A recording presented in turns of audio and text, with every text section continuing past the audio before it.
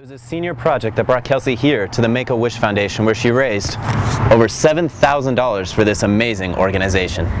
Missoula Curling offers free curling to beginners like me 10 to 1 every Friday. Lady Broncs aren't only first in the conference, but also third in all of Class A in assists. Greg Popovich would be proud. We'll be back with more basketball after the break.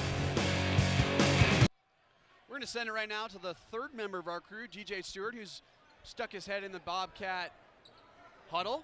DJ, what do you got for us?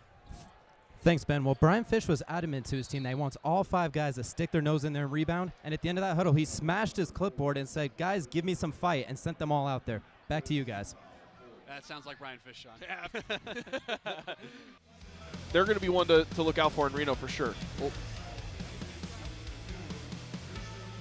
We'll send it over to the third member of our crew, DJ Stewart, who talked with Montana State head coach Brian Fish as he walked into the locker room. DJ, what did he tell you? Thanks, Ben. He was surprisingly calm considering how rough the end of that first half was for him. He liked the way they played offensively. He just wants them to limit the turnovers. If they can limit the turnovers, he thinks they'd be right back in this game. And going to the second half, just go get the boards. Show that you want it, and go get it, because it's there for the taking. Back to you guys. We'll now send it down to Mr. Stewart. DJ, what do you got for us? Thanks, Sean. Well, I talked to Coach Hayes coming out of the half and asked him why did they get such a successful first half. He said because they shared the ball and they were locked in on defense, and as long as they play with a purpose in the second half, good things will continue to happen. Back to you guys. When they accidentally hacked him on the arm. Now Tyler Johnson goes to where he might be most comfortable is the charity stripe. Yeah, and he's 4-4 from that charity stripe. Got 20 points right now. And he misses his first shot. Is that the announcing curse right there, DJ? I think we might have cursed on him. Sometimes the charity stripe isn't so charitable on that one, but 4 or 5 is still pretty nice. 80%, you can't complain from the free throw line with that. That's exactly what he shoots on the season, 80% from the charity stripe. So we'll see if he can give his team the lead here. Now, if he misses this one, we can blame the announcer curse on you on that one. And he misses it, but he fights for the rebound, gets his own rebound back. Tyler Johnson gets it back. Dumps inside to Dawson Smith. Sam Elliott's going to take it back up, and Eric Seaman's going to reset. Great job by Flyhead regaining composure, getting the. Tyler Johnson was trapped in the corner with 3 guys around him. He managed to keep the ball in play and get the ball to the top of the key to set up an offense. Cutting Tyler Johnson. Those two have played together for a very, very long time. Here's that replay. Right here, you see him pull Whitman towards him, giving Johnson a nice back cut and a strong finish to it. Wasn't an easy shot by any means. It just didn't have the big guy directly in front of him impeding his progress. You see here on the other replay, as Seaman brings him in, Whitman has his back to Johnson, and Johnson with a nice back cut. This replay, of course, sponsored by Metro RV out of Billings. Conference track and field championships wrapped up this weekend. It became official that for the first time, the Montana State Bobcats won the Brawl of the Wild series. The series started 4 years ago and counts every head-to-head matchup in all sports between Montana and Montana State. And the school with the most wins gets some additional bragging rights. The Cats took the series this year with a 10-7 score. Of course, the big win came in football, where the Cats shocked the Grizz of Missoula 24-17. We took a closer look at this club and how you can be a part of it. DJ? Thanks, Mary. The University of Montana's Ice Holes is the only collegiate-sponsored ice fishing club in the United States.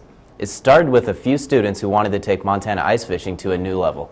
They secured donations from different fishing companies, including Eskimo, to help them take off. Club founder Sonny Capice says the club isn't just open to students.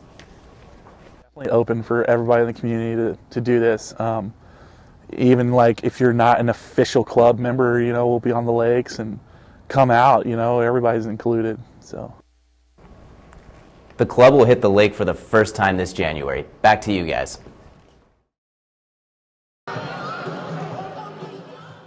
Cooper Sprunk plays football for the University of Montana. He is also a mentor to a group of elementary school kids in Gerber, California. He has been writing to them regularly for 3 years. Me, hey, would you like to be this teacher's pen pal? And I said, yeah, it'd be awesome, because I won't ever get this kind of opportunity again. Sprunk uses the letters to talk to the kids about doing well in school. The teacher told the class if they did well on tests, Sprunk would fly down to visit. He flew down in January and helped teach gym and read to them.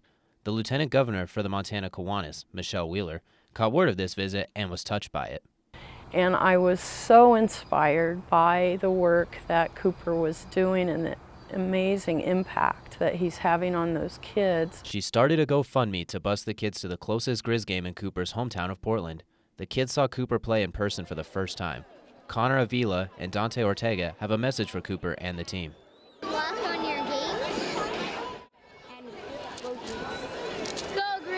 The kids even wore pretend mustaches to emulate Cooper's. He recognizes the position he is in with these kids.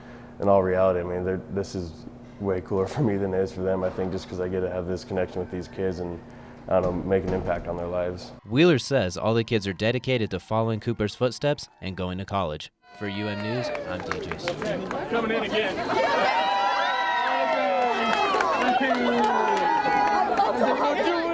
Throwing rocks with the Missoula Curling Club is the most popular it's been in years. I found out how a former UM student is sharing her knowledge with the next generation.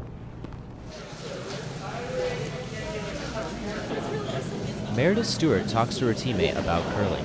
Curling involves sliding the stone from one end of the ice to the other and trying to have your stone closest to the bullseye.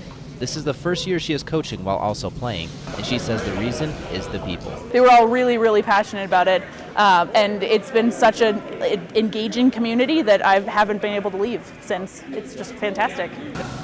She has been curling for most of her life and has plenty of victories and accolades. Rookie curler Coley Jones says that Stewart's experience is helping him improve. She is very expedient, but she also explains it thoroughly, so we picked it up right away. The Missoula Curling Club began in 2010. President Barry Bollenbacher says that the Missoula Club is one of the biggest in the Northwest. Went from, I don't know, 80 people at the most, and now we're at 150. And we have 28 teams playing here in Missoula, which is the most in the Northern Rockies. Missoula Curling offers free curling to beginners like me 10 to 1 every Friday. Stewart says that for those just getting started, it's all about giving it your best and learning. It's totally okay to lose, and it's every throw that you throw, you can be learning something, and you can always be working on something. She also says that interest in curling peaks every Winter Olympics. Curling season runs through the end of March.